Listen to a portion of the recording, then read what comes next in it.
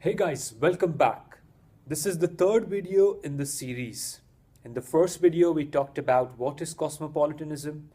In the second video, we talked about why is it important to talk about cosmopolitanism. And the third video, now we are talking about 10 ways in which you can practice cosmopolitanism and foster your cosmopolitan curiosity. Let's have a quick recap. We have talked about cosmopolitanism as being reminder of our shared human identity, and we have also talked about cosmopolitanism as putting your values in action. Now let's see some of the values that will help us to practice cosmopolitanism. This list is not exhaustive in any ways. You can come up with your 100 more ideas, but this is just to get you going and start thinking in that direction. Let's start. Number one, the first step, I think, towards cosmopolitanism can be becoming aware about the world. If we are saying that world is our global backyard, how can we not be aware of what's happening around us and making conscious attempt through news, through global media, through readings about other cultures and understanding other cultures. So I think awareness is the first step towards cosmopolitanism. Number two, responsible media usage. In this age, we have so much social media connections out there. But remember, the world is interconnected. The moment you write something while sitting in the UK can be read by any other person, let's say in Iceland or any other part of the world, right? Which means that this interconnectedness comes with the responsibility. Responsible enough so that you don't offend any culture, you don't say anything that is not appropriate for that point. So from the spectrum of being ignorant about other cultures to be knowing something about that. And I think that relates to the first point in terms of awareness as well. Let's move to the third point. The third point is about travel. We all travel. Most of us love to travel, right? Next time when you travel, don't just go there and do the touristy stuff, right? Read about the place. Learn a few words of that language. Don't just go to the buildings that are out there on your checklist to tick off, but try to connect with people. As material culture is important, like those buildings and artifacts and museums, there are humans that are non-material culture having amazing stories to share. So don't forget to connect with people when you travel next time. That can be a good way to practice cosmopolitanism. Number five, music. Music is soul in many ways, right? Just reflect on what kind of music do you listen while you are driving. Is it music from your own country? Are the songs in the language that you speak? How about trying something new? Music can be a powerful way to know other cultures, to know people and how they perceive life and what do they enjoy about.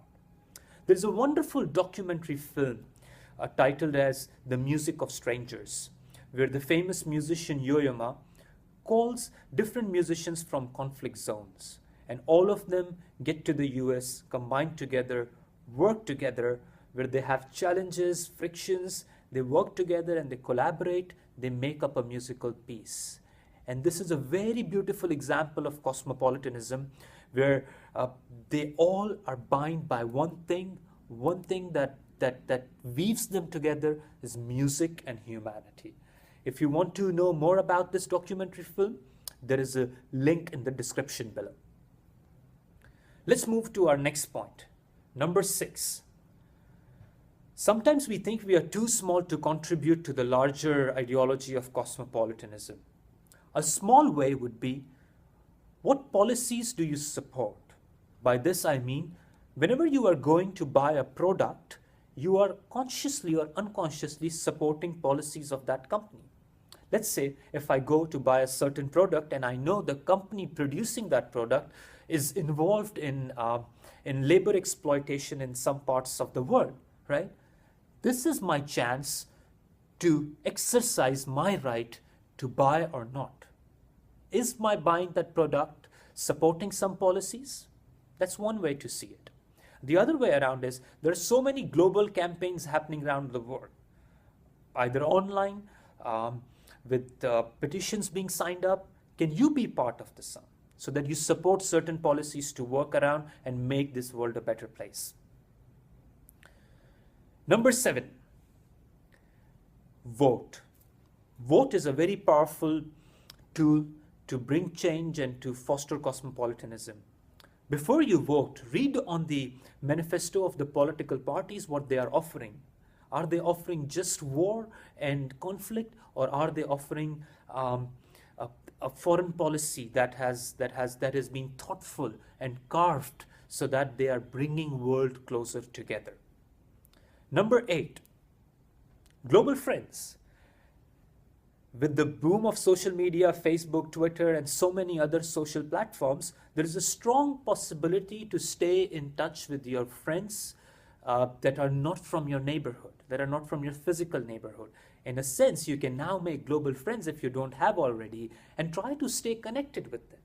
So when you read the news about their country, when you listen to the music about their country, you have something to talk to them, right? And these global friendships can be such a wonderful way to connect with wider humanity so that your circle of concern gets expanded, not just to your family and friends, but to a wider community in the world. Number 9, and that is very important, is about stereotypes and misconceptions. A lot of us carry with us a number of stereotypes and misconceptions. When I say my students, hey, what are the stereotypes that you have? And most of the time, they are not able to do a reflection on their own self, and which is important, right? Think about how we term people around us. People with glasses and a lot of books, we can say, oh, he's a nerd. Or maybe a technological expert can be called a geek.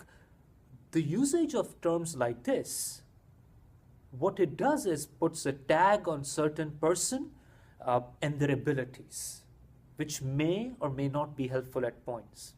Now let's take the stereotype at another level. Then there are people who stereotype or have misconceptions about other cultures.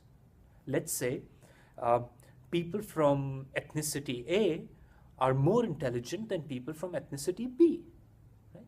How do we challenge those misconceptions and stereotypes within ourselves, within our friend circles, within our families, and within the wider world? And this can be another way to. The next way that I want to point out is conversation, which is our number 10th way. And it's so important. While you are walking home from your university, college, or your work, if you find a homeless person, why not to spend a minute or two with him or her? Talk about how is life treating them. Talk about what are their stories. When I say conversation, it is important that we start looking this world as a human library, right? What happens in the library? You go, you issue a book, you interact, you engage with the book, and then you return the book. Think about people sitting next to you in a bus or in a tube station, right? They all have some stories to share and so much rich knowledge that they carry with themselves. Why not to experience that? And that would be wonderful. This brings us to our 10 ideas and 10 commitments to cosmopolitanism. My question to all of you is, what is your commitment to cosmopolitanism? After this video, take a think about how can you commit to this idea of cosmopolitanism. And I hope in this way we can rehumanize some of the ideas around humanity that we have talked much about and practiced less about. A lot of things that I was sharing today are from this book, Cosmopolitanism, which is written by Kwame Appiah, a wonderful book that problematizes cosmopolitanism. If you would like to read this book further, there is a link in the description below. If you enjoyed our conversation, please like the video. If you would like to stay in touch with us, please subscribe our channel. That's all from now. Thank you for watching Canvas of Learning. Goodbye.